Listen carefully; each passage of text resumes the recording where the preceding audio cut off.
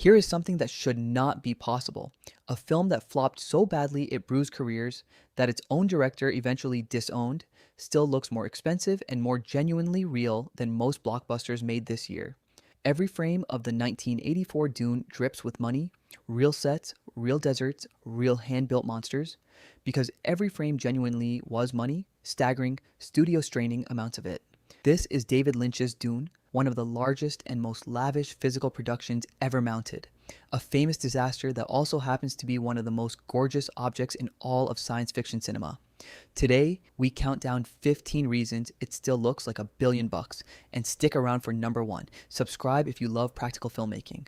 Let's get into it. To grasp the scale of Dune, you have to start with where it was made. Producer Dino De Laurentiis moved the entire colossal production to the Churubusco Studios in Mexico City, at the time the largest studio complex in all of Latin America. And Dune did not just rent a corner of it. The film effectively consumed the whole facility.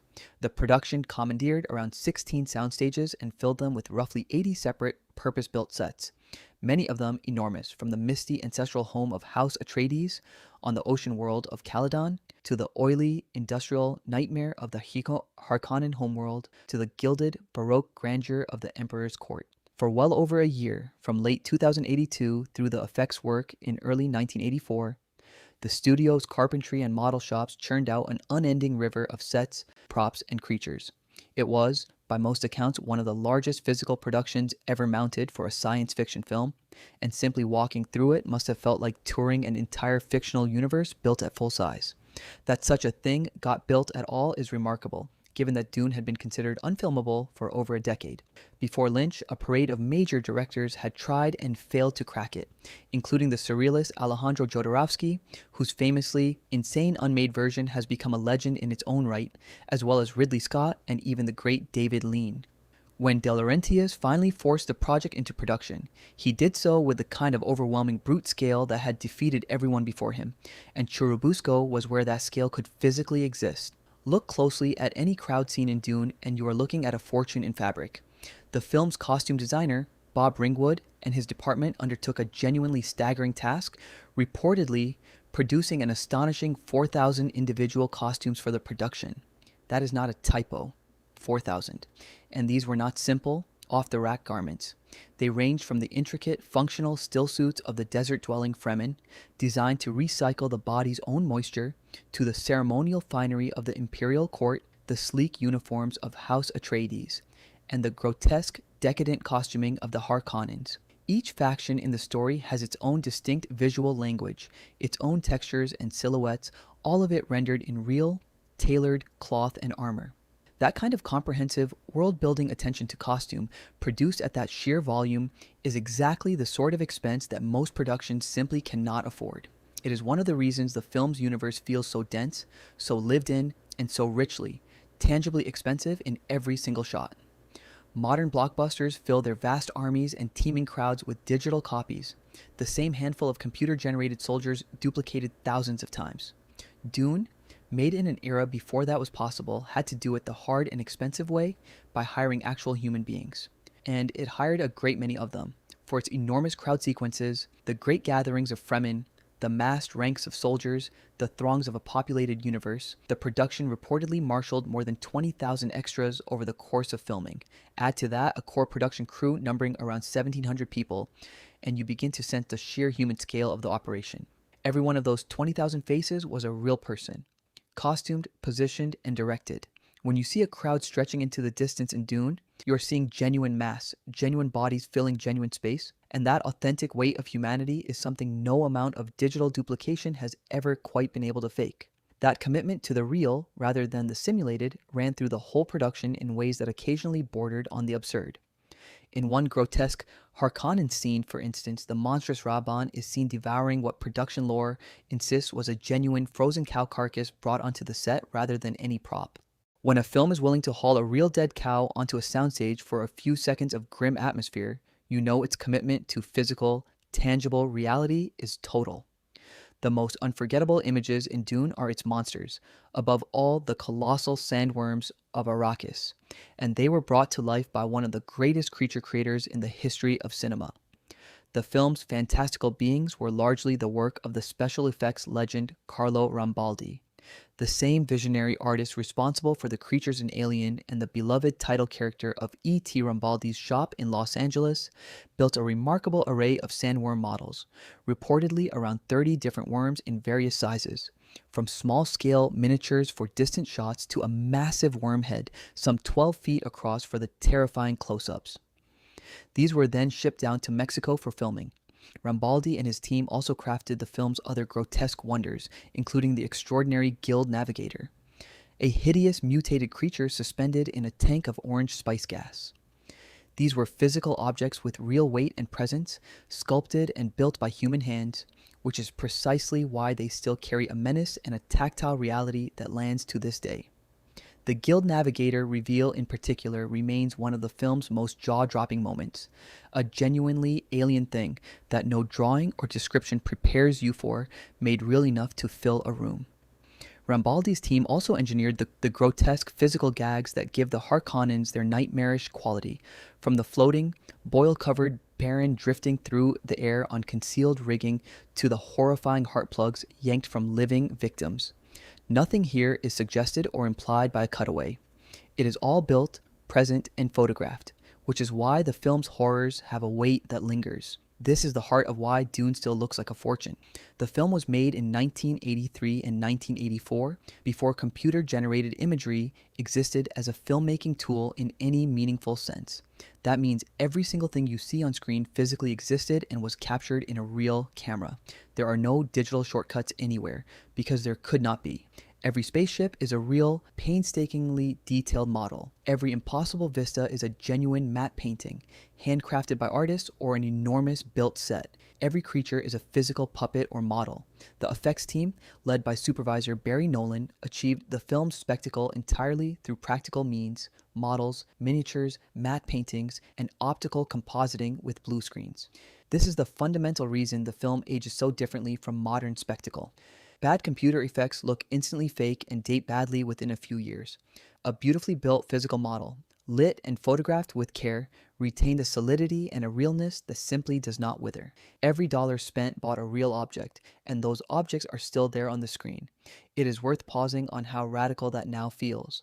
When Denis Villeneuve remade Dune, decades later with every modern digital tool available, he and his team spoke openly about wanting to ground the film in real locations and tangible textures precisely because audiences can feel the difference between something that exists and something rendered in a computer. Lynch's version had no choice in the matter. Its realness was not an aesthetic decision but a technological necessity. And that accident of timing is a gift to modern viewers who get to see a fully imagined science fiction universe that is, in the most literal sense, 100% real. The planet Arrakis, the desert world of Dune, is the soul of the entire story, and Lynch refused to fake it with studio sand and painted skies for its major exteriors. The production traveled to shoot in a genuine, punishing desert, the vast Samala Yucca dune fields in the Chihuahuan desert of northern Mexico, a real sea of towering sand. Filming there was a genuine ordeal, with the cast and crew battling extreme heat, relentless wind, and blowing sand that got into everything. Exactly the brutal conditions the story describes. But that authenticity is right there on the screen. The dunes stretch to the horizon with a scale and a texture that a soundstage could never replicate, giving Arrakis a genuine sense of endless, hostile vastness. When characters trudge across those sands, the exhaustion and the enormity are real.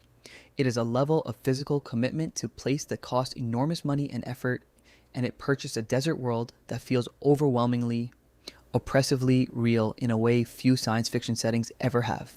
The extraordinary look of Dune, its baroque, dense, otherworldly design, did not come from nowhere. It came from one of the most pedigreed craftsmen in the entire history of science fiction cinema.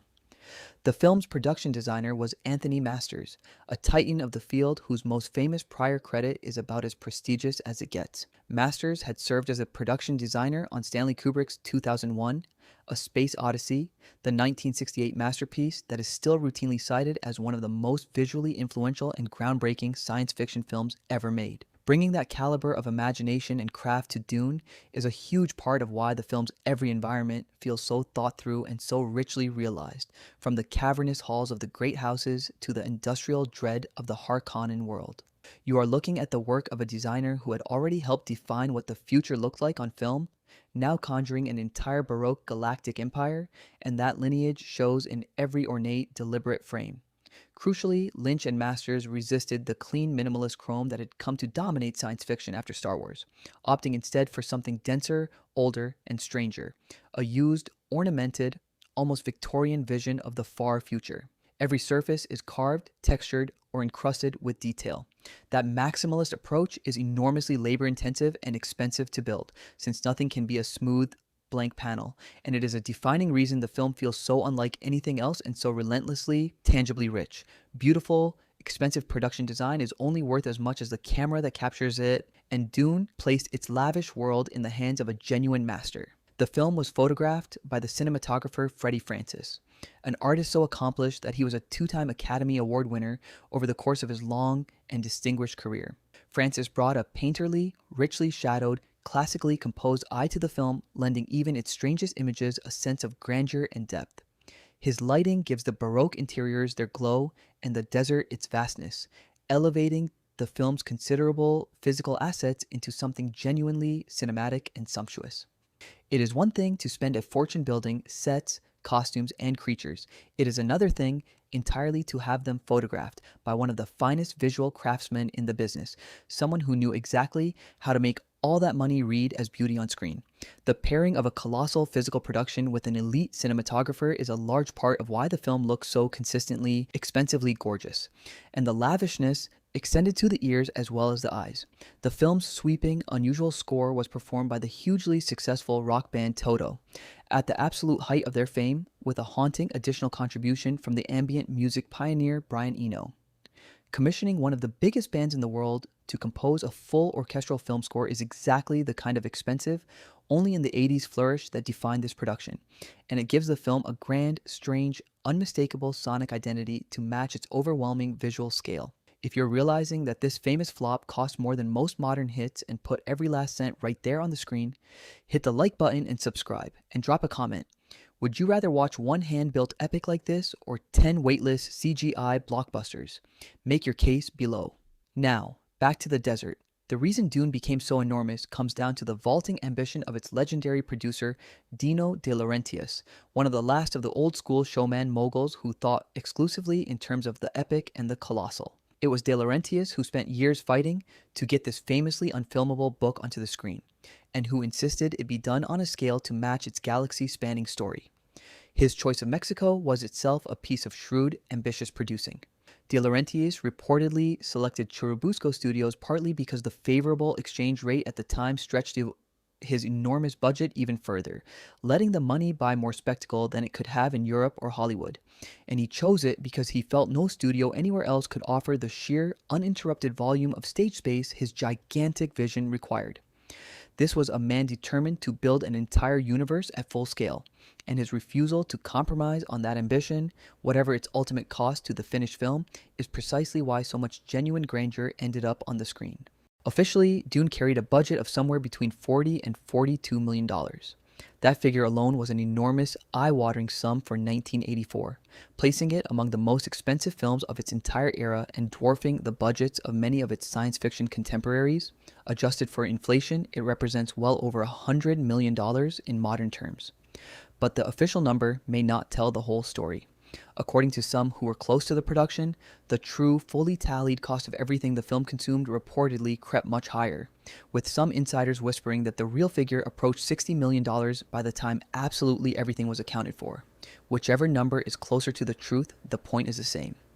A genuinely colossal fortune was poured into this single film, and unlike so many expensive flops where you wonder where the money possibly went, with Dune, there is never any mystery.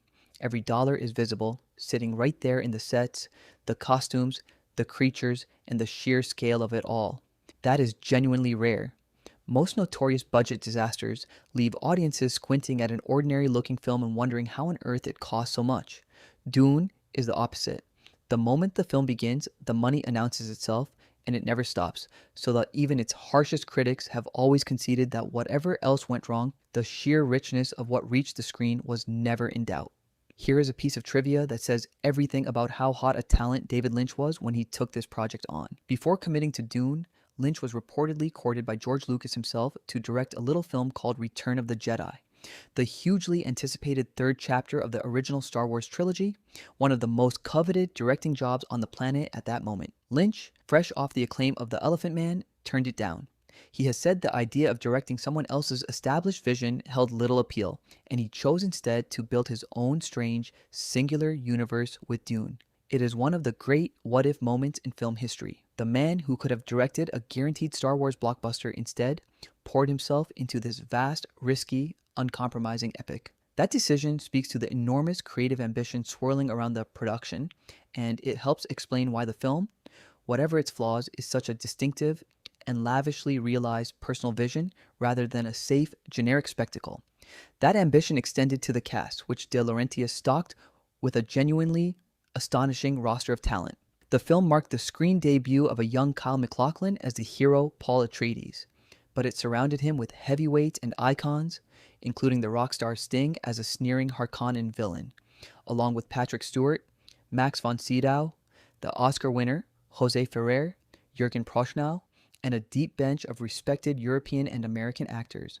Assembling that much star power and prestige into a single film is its own enormous expense, and it adds yet another layer of richness to an already overflowing production. The sheer volume of material Lynch and his army of craftspeople generated was so vast that the film simply could not be contained at a normal length. The initial rough cut of Dune, before the final effects and trimming, reportedly ran to well over 4 hours in length, an enormous quantity of finished expensive footage. Lynch's own preferred version of the film was said to be around 3 hours long, but the studio, terrified of a lengthy, dense, difficult science fiction epic, forced it to be cut down drastically to a theatrical running time of roughly 2 hours and 17 minutes. In the process, huge amounts of story, character, and spectacle, all of it painstakingly and expensively created, were simply hacked away and left on the cutting room floor. Lynch was so unhappy with the studio-mandated result that he later disowned certain versions of the film entirely. It means that the fortune spent on Dune actually bought far more film than audiences ever saw, an entire additional epic's worth of lavish footage that vanished from the final cut, and every one of those lost minutes had been built at full expense. The vast spice harvesters crawling across the dunes, the flapping ornithopters, the intricate control panels and weapons and vehicles of a dozen worlds were all real, functioning creations that appeared for mere seconds, or sometimes not at all in the shortened release. When a production is wealthy and ambitious enough that it can afford to build elaborate physical spectacle and then simply leave much of it unused, you're looking at a level of expenditure almost impossible to imagine on a modern film. The obsessive, expensive attention to detail on Dune extended right down to the individual grains of sand. When it came to filming the miniature sandworm sequences, the production discovered a genuine problem. Ordinary sand simply would not work for the shots of the great worms bursting up through the dunes in the most dramatic possible fashion. Regular sand does not behave correctly at miniature scale, failing to cascade and crash and spray in the convincing, monumental way the filmmakers needed to sell the illusion of a 400-meter monster erupting from the earth. So the effects team had to source and prepare special materials to stand in for the desert sand at model scale, engineering the very ground itself to move photogenically on camera. It is the kind of tiny, invisible, painstaking problem solving that eats time and money and that most audiences would never even think about. But it is exactly this level of granular, uncompromising craft, all in service of a single convincing shot, that separates a genuinely expensive production from a cheap one. By choosing to mount this technically demanding spectacle at Churubusco Studios, the Dune production found itself attempting things that had simply never been done in Mexican cinema before. The Mexican studios offered unmatched space, scale, and craftsmanship, but they did not have a tradition of the cutting-edge optical and effects technology the film required, so the production had to bring it and pioneer it on the spot. Some of the most technically advanced work ever attempted in Mexico up to that point was done for this film, including complex blue screen matte compositing and the intricate optical effects needed to bring the sandworms and spaceships to life. The production essentially built a state-of-the-art visual effects operation inside a studio that had never hosted one, fusing old world set building craft with new frontier effects wizardry. That combination, enormous practical scale plus genuinely ambitious effects innovation, is another layer of expense and effort baked into every frame, and another reason the finished film carries a richness and technical sheen far beyond what its troubled reputation might lead you to expect. And this is the final defining truth of Dune. It was a catastrophe at the box office, grossing only around $30 million against its enormous cost.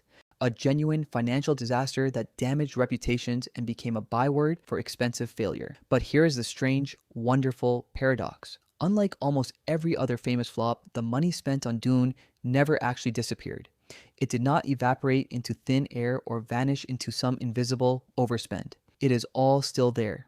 Every dollar of that colossal budget is visible in every single frame, transformed into real, hand-built, permanent things. The 80 sets, the 4,000 costumes, the 30 sandworms, the 20,000 extras, the genuine desert, all of it captured forever by a master cinematographer and untouched by any computer. That is why, 4 decades later, a film widely dismissed as a failure still looks richer, denser, and more genuinely expensive than blockbusters made this year.